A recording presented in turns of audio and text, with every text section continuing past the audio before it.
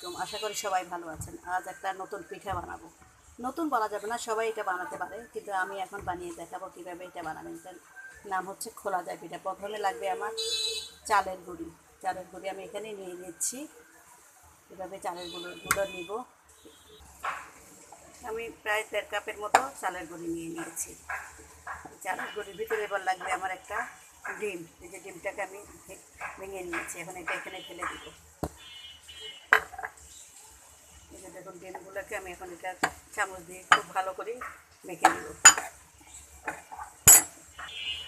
দিয়ে দিচ্ছি স্বাদ মতো লবণ। এই লবণটা আমি এনে দিয়ে দেবো। আবার লবণটাকেও আমি খুব ভালো করে মাখিয়ে দিব। এভাবে আমি একটা ব্যাটার তৈরি করে দেবো। আর এর জন্য আমার লাগবে কুসুম গরম পানি। এই কুসুম গরম পানি আমি আগে থেকে করে রেখেছি। আমি আস্তে আস্তে এখন কুসুম গরম পানিগুলো ঢেলে দিচ্ছি। ঢেলে দিয়ে আমি ব্যাটারটা তৈরি করে দিচ্ছি। অল্প অল্প পানি দিয়ে আমি ব্যাটারটা তৈরি করতেছি। আবার আমি একটু পানি দিলাম। ব্যাটারটা এভাবে অল্প অল্প পানি দিয়ে আমি তৈরি করবো। একসময় একটা ভালো ব্যাটার তৈরি হয়ে যাবে, পরে আমি এটা খোলাতে দিয়ে খোলা যায় পিঠা বানাবো। বাইরে বৃষ্টি হচ্ছে, একটু বৃষ্টির দিনে ঘরে বসে নিজের হাতে তৈরি করা খোলাতে খোলা যায় এবং অসম্ভব মজাদার ও পুষ্টিকর ছোলা গুড় দিয়ে খোলা যায় পিঠা খেতে খুবই মজা লাগে। আমি আস্তে আস্তে এখন ব্যাটারটা পরিপূর্ণভাবে তৈরি করে ফেলতেছি। দেখুন, আমার ব্যাটারটা তৈরি হয়ে গেছে। যে এরকম একটা ব্যাটার তৈরি হবে। এখন আমি এই ব্যাটারটা খোলাতে দিয়ে খোলা যায় বানাবো। আর দেখুন, এটা একটা ছোলা গুড়। এই ছোলা গুড় দিয়ে আমি এই খোলা যায় পিঠাটা খাবো। এখন আমি খোলা যায় পিঠার এই ব্যাটারটা একটু দিয়ে দিচ্ছি।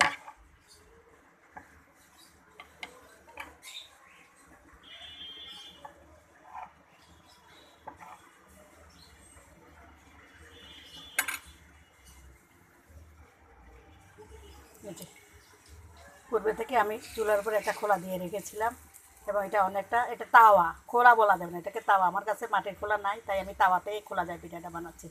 এই যে চুলার উপরে দিয়ে আমি এখন এটা একটা ঢাকনা দিয়ে ঢেকে দিব। কিছুক্ষণ পরে খোলা যায় পিঠাটা হয়ে যাবে। বাইরে থেকে দেখা যাচ্ছে খোলা যায় পিঠাটা খুব সুন্দরভাবে হয়ে এসেছে। এখন আমি এটা তুলে নিব। পাত্রে দিয়ে দিচ্ছি একটুখানি ঝোলা গুড়।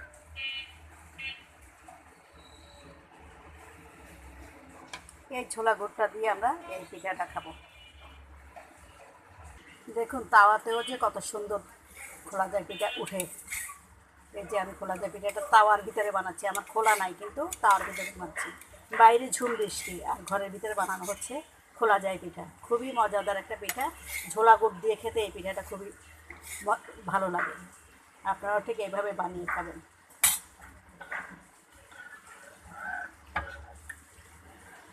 আরেকটা পিঠা দিয়ে দিচ্ছি।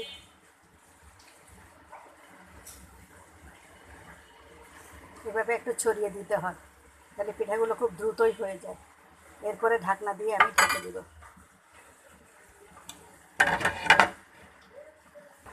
মনে রাখবেন, খোলা যায় পিঠা খুবই মজাদার একটা পিঠা। এটার জন্য একটা ব্যাটার তৈরি করতে হয়, পাতলা এরকম ব্যাটার তৈরি করতে হয়। কুসুম গরম পানি দিয়ে, চাউলের গুঁড়ো দিয়ে, আর স্বাদ মতো লবণ ও একটি ডিম দিয়ে, বা দুটি যেটুকু পরিমাণ আপনি বানাবেন সে পরিমাণের সাথে মিলে করে ডিম দিয়ে আপনি খোলা যায় পিঠার ব্যাটারটা তৈরি করবেন এবং এটা খোলার উপরে দিয়ে ভালোভাবে হলে আপনি এক ধরনের পিঠা পাবেন, যেটা ঝোলা গুড় দিয়ে খাওয়া খুবই মজাদার এবং আপনাদের সবার কাছে ভালো লাগবে। আপনারা এটা এভাবে বানিয়ে খাবেন।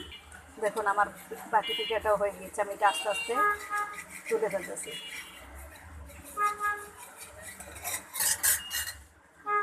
তাওয়া তৈরি খোলা যায় পিঠা এটা আমি তুলে ফেলেছি।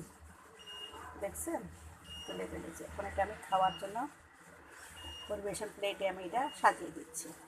তৈরি হয়ে গেল আমার খোলা যায় পিঠা এবং আমি এটা ঝোলা গুড় দিয়ে এই পিঠাটা আমরা খাবো। দেখুন, এখানে রেখেছি ঝোলা গুড়। এই ঝোলা গুড়টা দিয়ে আমরা আজ এই খোলা যায় পিঠাটা ঝোলা গুড় দিয়ে ভিজে ভিজে খাবো। আশা করি আপনাদের সবার কাছে পিঠা তৈরির প্রক্রিয়াটা ভালো লেগেছে এবং আপনারাও ঠিক এইভাবে খোলা যায় পিঠা বানিয়ে খাবেন। বাইরে ঝুম বৃষ্টি পড়ছে আর ঘরের ভিতরে আমি খোলা যায় পিঠা বানাচ্ছি পরিবারের লোকদের জন্য। পরিবারের সদস্যরা আমার এই খোলা যায় পিঠাটা এরকম ঝোলা গুড় দিয়ে খাবে। এটা খেতে অসম্ভব মজাদার।